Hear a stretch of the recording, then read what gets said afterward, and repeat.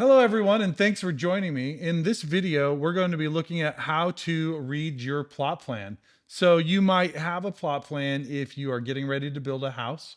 Maybe the house is under construction, or maybe it's just dirt out there, and you want to know how big your backyard is and how big the side yards are, what the slope is on your front driveway. So this video is going to kind of tell you how to do that. So whether you are just starting your house or it's already built, you can use this plot plan to really get an idea of how everything works. So the first thing that we're going to do here is we are going to look at your plot plan, and you probably have a piece of paper.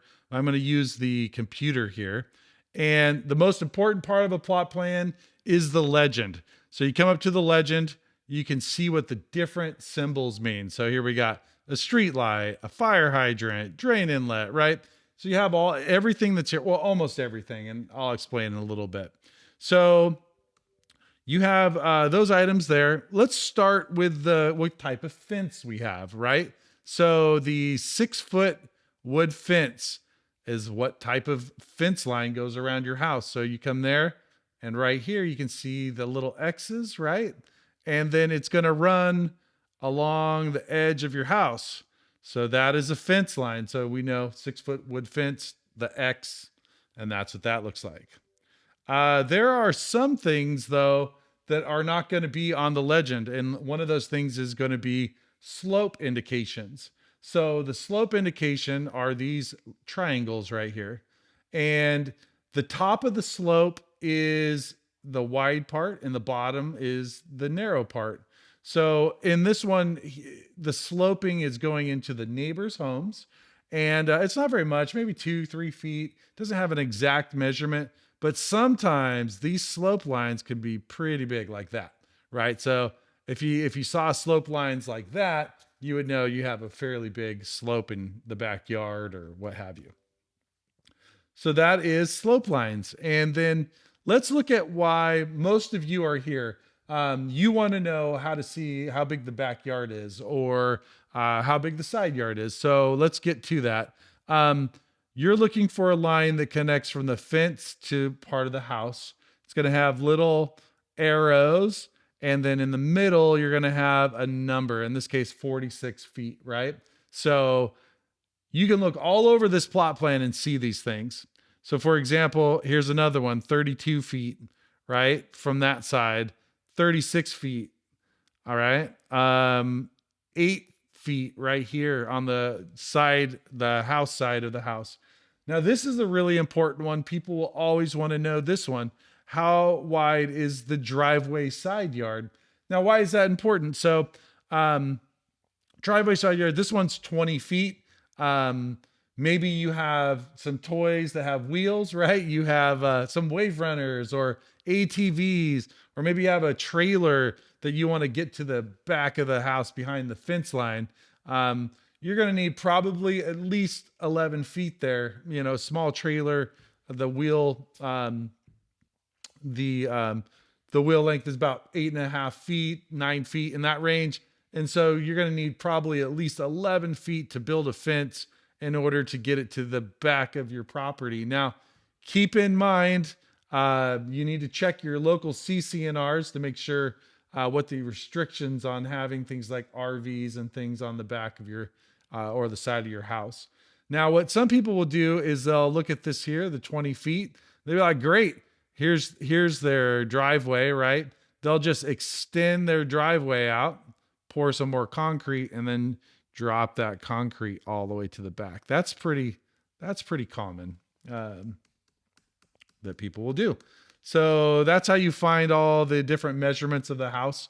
Front of the house, 24 feet from the house to the fence line, right? Here's a really cool one. So 28 feet. Look at that one. That is almost the size of the driveway. And the reason why I say almost is because you can tell it's at an angle. It's not really straight up and down. So you can see that it's almost 28 feet. 16 feet. So you see these arrows. Remember I explained the arrows. So those arrows are going there. That's 16 feet for the width of the driveway. Right here, 9.5%. What is that? So that is going to be your grade of your driveway. So the pitch of your driveway, how steep it is. It's 9.5% in this case. And then you're going to look and you're going to see some stuff that you're not really familiar with, right? SS. Oh no, what's SS? So if you can't remember, you go to your legend up here, and you can see SS is sewer service. So in this case, SS is likely, oh, I'm zoomed up too much. SS is likely your clean out. So if something happens to your sewer, that's the city side of the sewer, right? Now, in this plot plan, this is pretty cool. So you have a U, right? The U, if you check your legend, is dry utilities, and the utilities are right on the property line. So that's really cool. A lot of times the utilities boxes will be right in front of the house. And this is just really nice placement of your utility box. Another thing, the water service, right? So this is all for the city to have access to. And those are the utilities. Sometimes you'll see, a street light here. You'll see like a stop sign. So there'll be multiple things that you can see in the plot plan, just not on this one. 14-foot PUE. So what is that? That's your public utility easement. And it's represented by this dash line that comes across here. And what that is saying is that the utilities have access to 14 feet of your yard. So you could never build anything that would prevent them from accessing that area. And then in this one here has a 4-foot landscape easement. So between the street and the sidewalk, they're going to have bark and trees and plants, and it's the easement there. Pretty cool feature. This would show plot plan, and this would show the lot number, the address, right? So different things that you can find on the plot plan. Graphic scale.